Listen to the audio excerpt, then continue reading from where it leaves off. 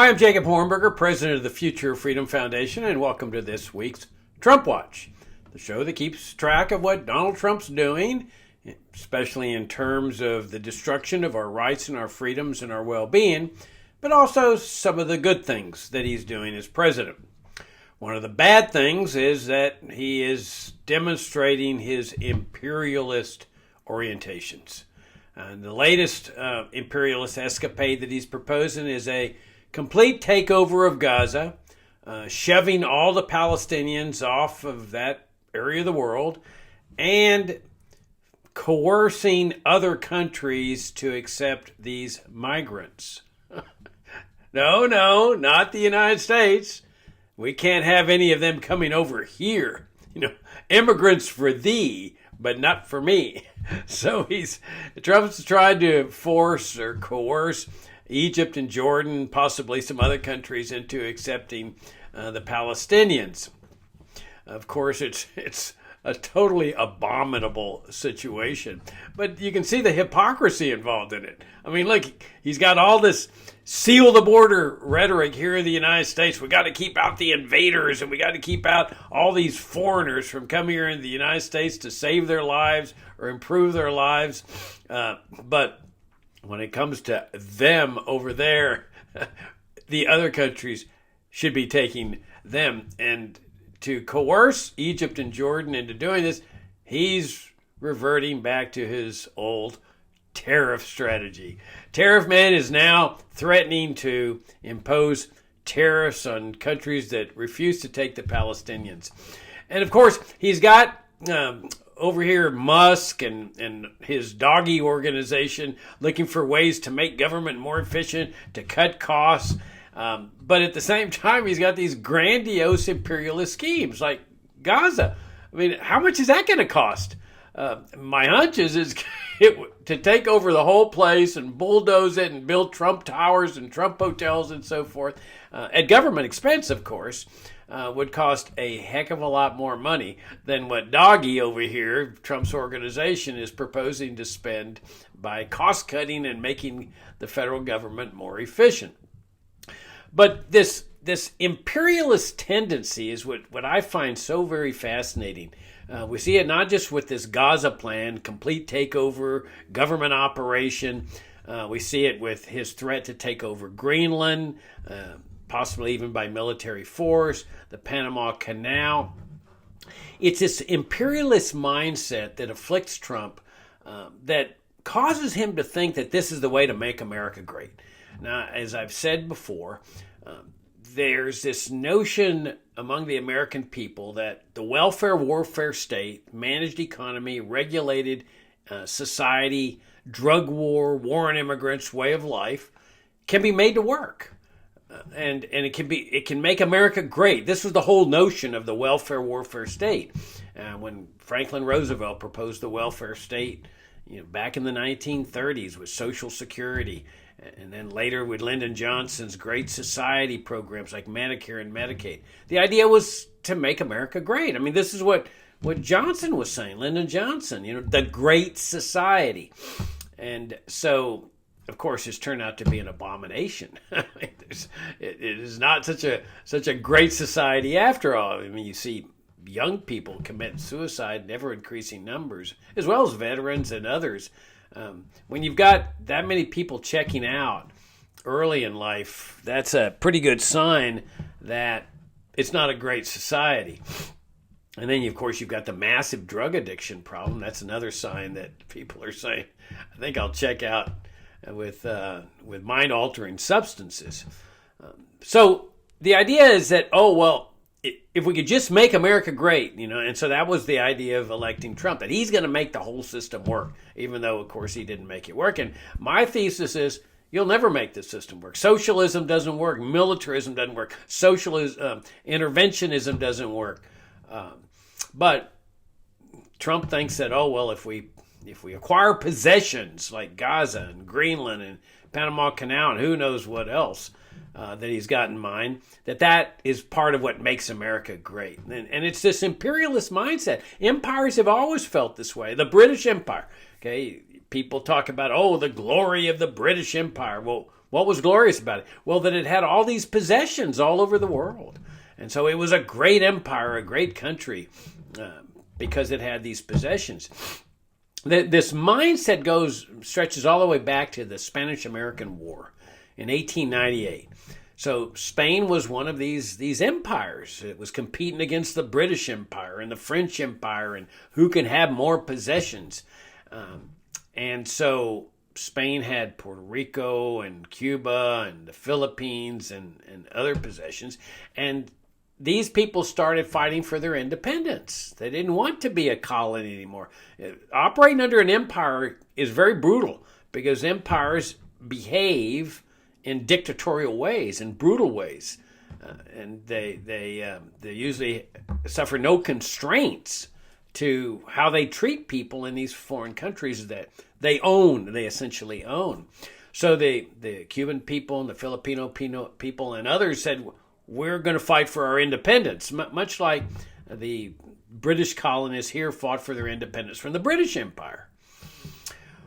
Well, the U.S. comes into the conflict and says, well, we're going to help you because we feel that you are oppressed by the Spanish Empire and we think you're entitled to your freedom too, and so we're going to help you out. And it was not even a significant war. I mean, the Spanish Empire was teetering, and so the U.S. easily defeated the Spanish Empire. But you may be familiar with an essay, and if you're not, I highly recommend it, by William Graham Sumner called The Conquest of the United States by Spain. Now you say, well, wait, Jacob, you just said that the U.S. defeated Spain. How can Sumner be writing this essay saying that Spain conquered the United States? Well, because what he's referring to is that as soon as Spain was defeated, guess what the U.S. government does? It says, we faked you out. We told you that you were fighting, we were helping you fight for your independence, but such is not the case. You are now belonging to us. We are stepping in the shoes of the Spanish Empire. The American Empire is now controlling you and owning you. Well, you can imagine the reaction among Cubans and Puerto Ricans and Filipinos. They said, no, this is not what we had in mind. You said you were going to help us. Yeah, that's what we told you. But you fell for it, and now you belong to us. And the reason for doing this is because the idea was this is a way to American greatness by replacing the Spanish Empire. And this is what Sumner was talking about, is that Spain ends up conquering you because you become like Spain. And sure enough, the Filipinos said, we're not going to put up with this. And so they just simply transferred their resistance, their war for independence against the U.S. government. And it was a brutal war. I mean, the troops were sent to the Philippines to put down this fight for independence. And I don't know how many people they killed, but I think it was around 1 million or more. They were brutally torching Filipinos that were fighting for their independence. Waterboarding, that was a very popular thing for U.S. Troops to do to Filipino prisoners, to waterboard them, torture them. And ultimately, the Filipinos lose. They become a colony, just like under the Spanish. That they belong to us. And in fact, think about the fact that World War II, when Japan attacks Pearl Harbor, there's troops in the Philippines, U.S. troops under the control of General MacArthur. And so they were ultimately killed or captured by the Japanese. MacArthur got out, but his troops were there. And so you might ask yourself, what in the heck are U.S. troops doing in the Philippines to be captured by the Japanese? Well, it stretches all the way back to the Spanish-American War. And Roosevelt in 1941 wanted the U.S. to get involved in World War II. So those troops were bait. They were used as bait, just like the troops, of course, at Pearl Harbor. They were bait too. Because then Roosevelt knew that if he could bait the Japanese into firing the first shot, that he could claim, we're defending ourselves, and then that provides a backdoor to getting into the European conflict, which is what he was firmly committed to doing. Cuba. I mean, Cuba was part of this thing too, and the U.S. takes control of Cuba, and they put their little puppet in charge of the Cuban government. Now, what's interesting about the American empire is that it doesn't have like consuls where Americans take over the colony. They let a local person be put in charge, but the local person is essentially a servant, an agent of the U.S. government, a puppet. And so the U.S. government pulls the strings and tells them what they do, and they follow orders, and they get well paid for it, well compensated. But that's how the U.S. gets Guantanamo Bay, because there was a U.S. puppet in charge, and they said, well, okay, we'll withdraw troops, which the Cubans hated. U.S. troops were in Cuba as part of this whole phenomenon, imperialist phenomenon. So they said, okay, well, we'll withdraw the troops, but you give us Guantanamo Bay, like a perpetual lease for, I don't know, $1 a year or something nominal like that. And so we end up with this imperialist base, which is then later used in the so-called war on terrorism, where they start, establishing the Pentagon, the CIA, and the NSA. That's the national security state. That's the warfare part of the federal government. They establish this prison and torture camp. They're in this imperialist base. Why in Cuba? Well, because they didn't want to be subject to the control of the U.S. Constitution, criminal defense lawyers, the Supreme Court. They wanted to be totally independent of all control. Just run a prison torture camp where nobody interferes with them, because they're going to establish law and order in the terrorist world, you see. So they ship these so-called terrorists, which, of course, is a criminal offense. I mean, it's in the U.S. Code, terrorism. And but by going to Guantanamo, they don't have to comply with the procedural aspects of the crime of terrorism, like they would here in the United States under the constitutional system. So you have no trial by jury. There's been people there at Guantanamo for 20 years, and no trial. And of course, it's a torture camp. It's a prison camp. The Supreme Court ostensibly exercised jurisdiction, but not for very long. I mean, the Supreme Court knows better that when it comes to national security, they're not going to touch the national security state. National security state's in charge, especially with respect to foreign affairs. Longtime readers of my work know that I've recommended a book by Michael Glennon, who's a professor of law at Tufts University, former counsel to the Foreign Relations Committee in the Senate. And his thesis is a very powerful one, that the national security state is in charge. The national security establishment is in charge of the federal government. They let the Supreme Court have the appearance of being in charge, but it's just a charade. They're the ones running the show. So that they run this camp over there as part of this imperialist mindset. Now, and Trump, having this imperialist orientation as well as a dictatorial orientation, is feeding right into this. Now, Trump said, well, he's going to be a dictator only on day one, but as we can see, the dictatorial part of him is manifesting itself in various ways. For example, he's declared this emergency on the border. Why does he do that? Well, as I've pointed out in previous programs, it's to exercise emergency powers, dictatorial type powers, like sending the military to fight the war on immigrants, to fight the invasion, when really immigration is a violation of the criminal code. And the military shouldn't be involved in this. I mean, that's what posse comitatus is about. We don't want the military involved in domestic law enforcement. That's been the tradition of the United States. Now, the military gets involved in law enforcement in foreign countries, the drug war, immigrants. The Pentagon plays a big role in that, and the CIA in Latin America and so forth, which is kind of hypocritical, because here in our country, we don't want them involved in these things, but yet we let them get involved in foreign countries. Well, if it's wrong to get involved here, it's just as wrong over there. But so Trump declares this emergency, and that's just the time-honored way that dictators exercise totalitarian powers. Now, it's important to note that in the Constitution and the Bill of Rights, there is no emergency exception. to the restrictions on power. And it's because our ancestors understood that emergencies are the time-honored way by which rulers exercise and wield dictatorial powers. So they didn't put an exception. They didn't say, you can't do these things unless there's an emergency, because they know new emergencies is the ruse by which rights and liberties are nullified. Now, I know that everybody hates when you bring up Hitler. They say, oh, you've already lost the argument when you bring up Hitler. But I think bringing up Hitler is instructive because everybody agrees that Hitler was a dictator. Okay? Nobody disputes that. Now, there's some on the right wing that say, well, Hitler was a good dictator. Okay, fair enough.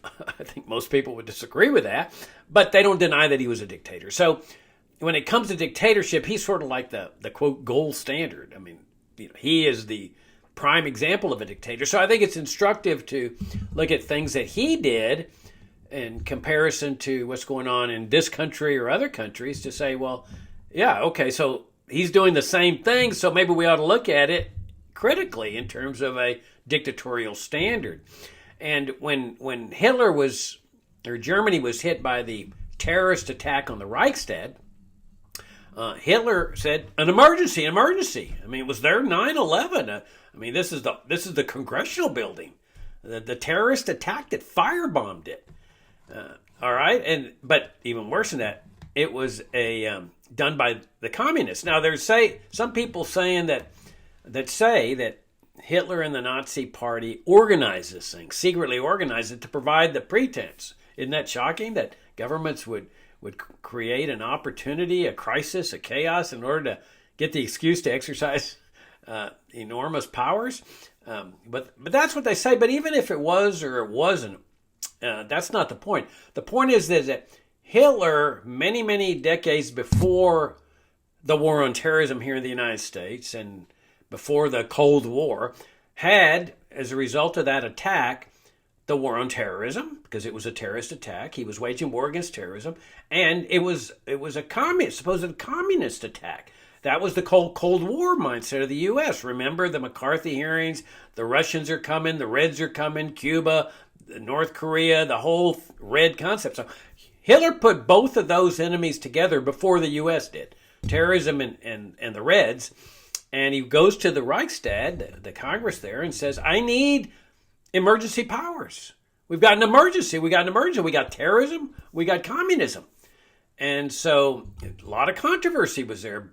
But what's interesting is that he was asking for permission. And finally, he berates them. He says, you have to give me these powers to keep Germany safe. So he was a law and order kind of dictator. He wanted to establish law and order. And so the Reichstag gives him those powers. They call it the Enabling Act. And that's where he starts exercising omnipotent powers to resolve this emergency, dealing with the war on terrorism and the war on communism. And what's interesting about this is that every time it was due to expire, now he always said, as soon as the emergency's over, as soon as I get law and order, we'll return things to normal without me exercising these dictatorial powers. So every time the Enabling Act was set to expire, he would dutifully go back to the Reichstag and say, I need an amendment to continue it. And because the emergency was still going on. You see a similarity here in the United States with the war on terrorism. How long ago was the 9/11 attacks? But the emergency goes on. The Patriot Act, the surveillance, the Russians are coming, and the terrorists are coming, and the Muslims are coming. But my point is that rulers do these kind of things. They capitalize on crises, and I don't think anybody can deny that that's what U.S. officials did after the 9/11 attacks. It's obvious that's what they did. They seized that as a giant opportunity to exercise dictatorial powers. The USA Patriot Act, the mass secret surveillance, much of which Edward Snowden ended up revealing, and the telecom scandals, and I could just go on and on, TSA, and the whole war on terrorism, assault, destruction of liberties. And the idea is, we've got a national emergency, the same kind of national emergency that we supposedly had during the Cold War when the Russians were coming, and that was what was used to justify the conversion of the U.S. government to a national security state. So, another example of a dictator is Augusto Pinochet. He was the dictator of Chile. And I know most, if not all, you're familiar with Pinochet. He's always been a hero of the right wing.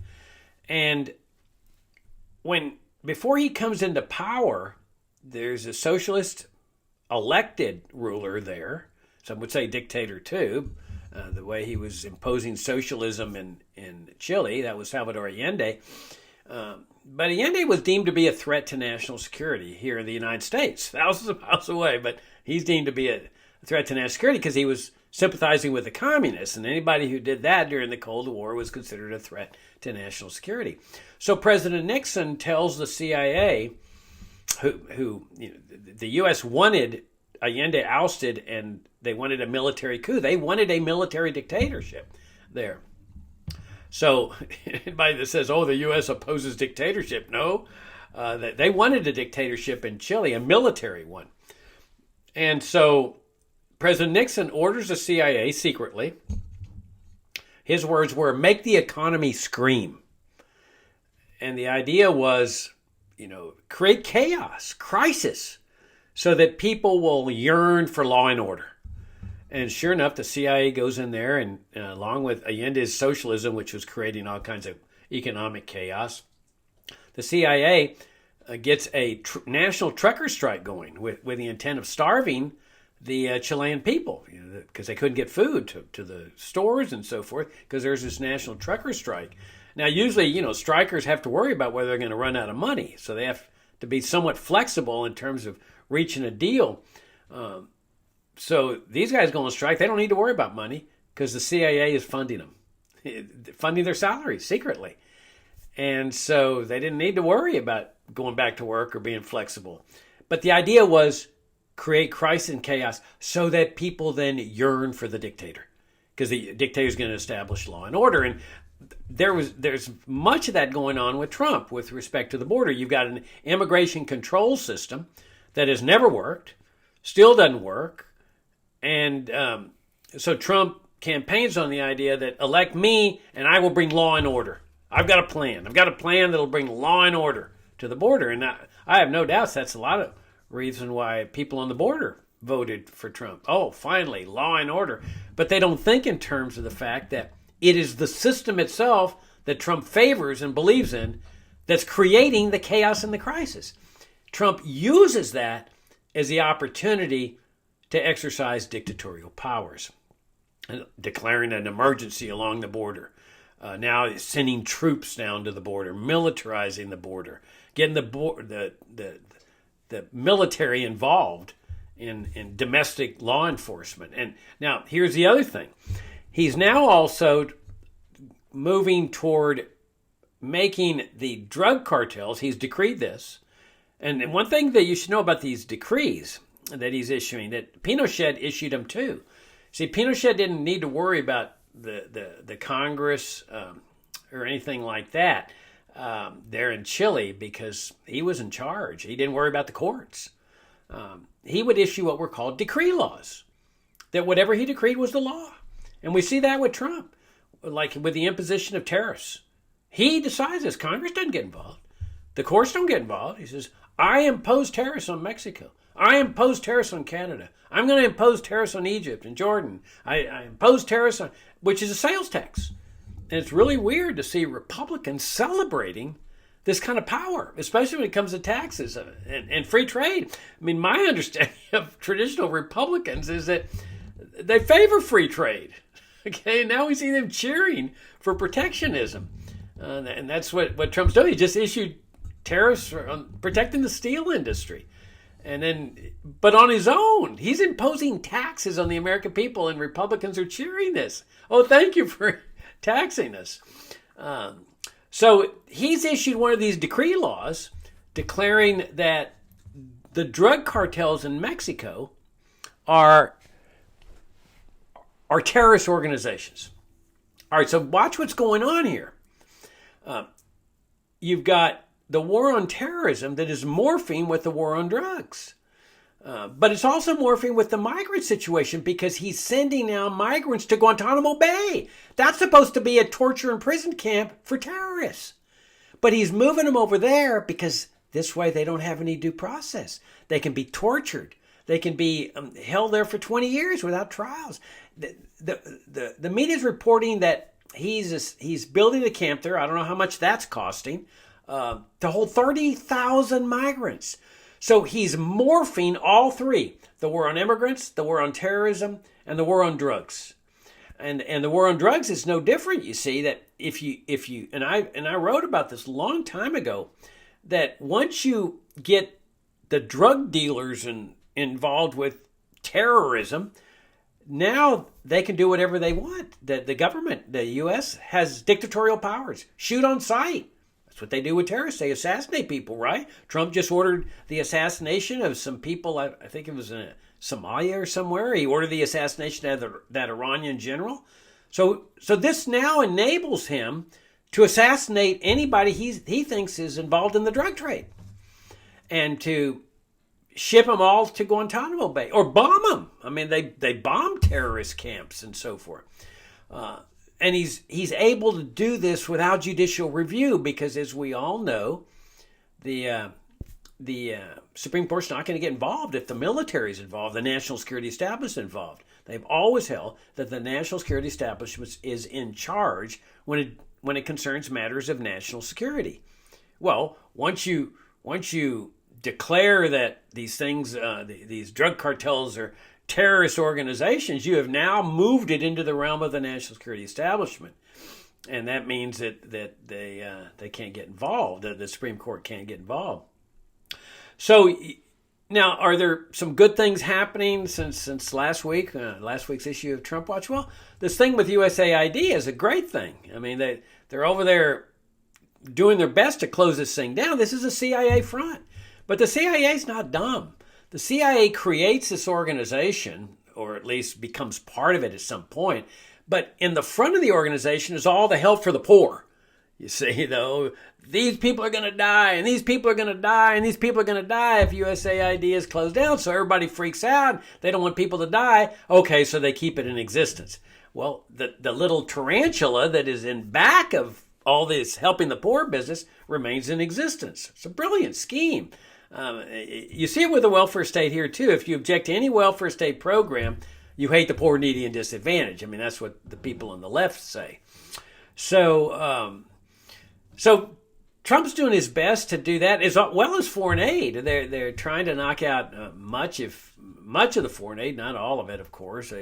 There's still favorite countries that Trump feels that should receive U.S. foreign aid, but it's just bribes to foreign regimes. That's all it is. It's couched in the terms of helping the poor, needy, and disadvantaged, but it's really to put foreign regimes on the dole so that you can then threaten them. You vote for us in the United Nations or you lose your dole. So Trump's doing some good work there, but now all of a sudden the Congress is, of course, not touching him, but the judiciary is. Now you've got federal judges that are stepping in and issuing restraining orders. Well, now you got Vice President Vance saying, we don't have to comply with judicial orders. Okay, so there's that dictatorial mindset again, because our Constitution set up a balance of power system where Congress enacts a law, but that's out because Trump's enacting the laws on taxes and tariffs. Okay, so what's left is the other part of the balance, three branches of government, which are now four because of the national security branch. But it's always been, from the very beginning, the conviction that the judicial branch has the power to declare acts or laws unconstitutional. And the president has to go along with this. Now, here you have Vance saying, oh, no, that's not true. We make the call, not the judiciary. Well, there you've got full dictatorial powers. That's what dictatorship's about, where they don't have to worry about a judiciary. Allende didn't worry about a judiciary. Hitler didn't worry about a judiciary. Maduro, he's another dictator in Venezuela. He doesn't have to worry about the judiciary. He controls it. So our system is, whether the judiciary is right or wrong, they're the ones that make the call. And the president is required to comply with those rulings. For example, if you've got the Department of Education, which Trump says he wants to abolish, which should be abolished, not just it, but a lot of others, well, you got to go to Congress to do that. You can't just abolish the Department of Education. As much as that would be a great thing, you got to go through the process, because once you say, I'm going to do this through dictatorial powers, that becomes extremely, extremely dangerous in terms of trying to achieve a free society. All right, that's my issue of Trump Watch. Thank you very much for tuning in. I look forward to talking to y'all next week.